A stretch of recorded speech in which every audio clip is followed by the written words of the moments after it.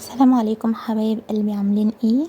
يلا نشوف قصتنا بتحكي عن ايه النهاردة. بس قبل ما ابدأ القصة بدعوكم تعملوا لايك للفيديو واشتراك في القناة وتفعيل زر الجرس علشان يوصل لكم كل جديد.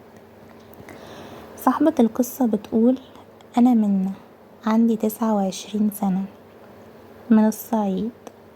وعندنا في الصعيد البنات لما بتكمل 17 سنة بتبدأ تتجوز، ولو كملت 20 سنة من غير جواز كده يبقى قطر الجواز فاتها.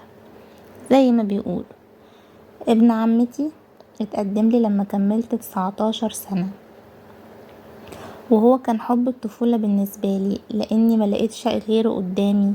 كان هو بالنسبة لي اول حد يقول لي كلام حلو، وانا حبيته واتعلقت بيه واتجوزته. وبعد شهر جواز بدأت عمتي تلح عليا في موضوع الخلفة: انتي لازم تكشفي، الخلفة اتأخرت كده ليه، احنا عايزين حفيد. ولما رحت كشفت طلع العيب فيا، وطبعا طالما العيب عند الست يبقى مفيش حاجة اسمها انه يصبر عليا، لا تروحي انتي ويجي غيرك اللي تخلف، انتي كده ارض بور. وللأسف اهلي ما كانوش في صفي، اللي هو عيشي بقى واستحملي وكفاية ان العيب منك انتي. وطبعا هو ما استحملش ولا صبر عليا، وراح اتجوز بعد سنة من جوازنا وخلف على طول، وجاب توأم طبعا.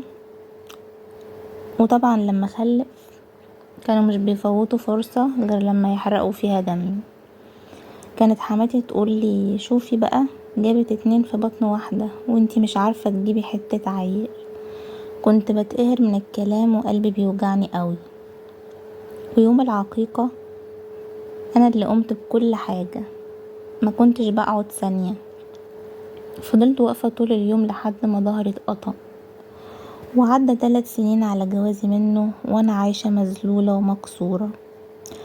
وبابا توفى في الوقت ده، مع العلم ان امي كانت متوفية اصلا، واصبحت ماليش حد في الدنيا. وطبعا هما معاملتهم بقت اسوأ، لدرجة ان حماتي كانت بتضربني على جسمي بخرطوم المية، وجوزي كان بيضربني ضرب مبرح. وكل ده مش عارفة اتكلم عشان ماليش حد.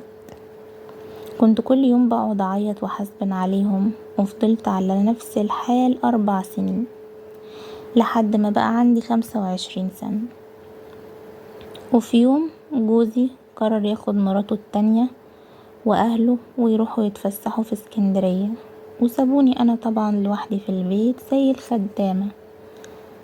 كانت مراته كل شوية تبعتلي صورها مع جوزي على الواتساب وتقولي اسفة بعتها بالغلط.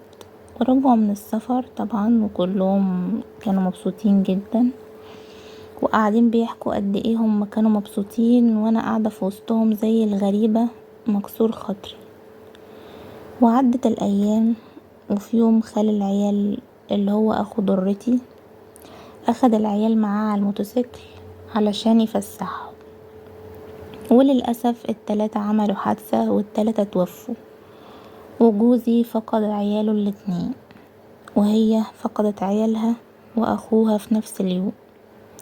اتوجعت على الاولاد جدا وزعلت عليهم زيهم بالظبط، عشان دول اطفال ملهمش ذنب. ووقفت جنبهم وما سبتهمش لحد ال40. وجوزي من وقتها معاملته اتغيرت معايا 180 درجة، لدرجة انه جالي لحد عندي وقال لي: انا ظلمتك كتير قوي وجيت عليكي، وربنا عاقبني في عيالي، اغلى حاجة عندي.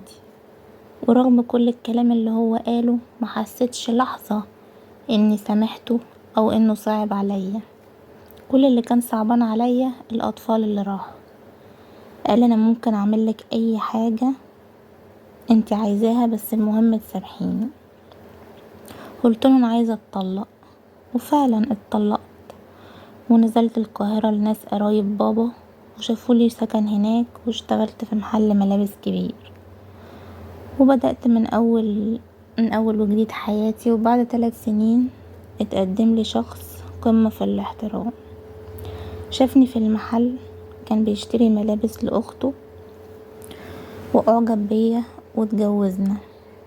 وربنا عوضني وعشت معاه اجمل ايام حياتي. عايزة اقول لكل بنت، جواز متأخر وناجح احسن مليون مرة من جواز بدري وفاشل. خدوا وقتكم في الاختيار، واختاروا بعناية الشخص اللي هيكمل معاكم العمر ويصونكم. الكرامة والسعادة اهم من كلام الناس.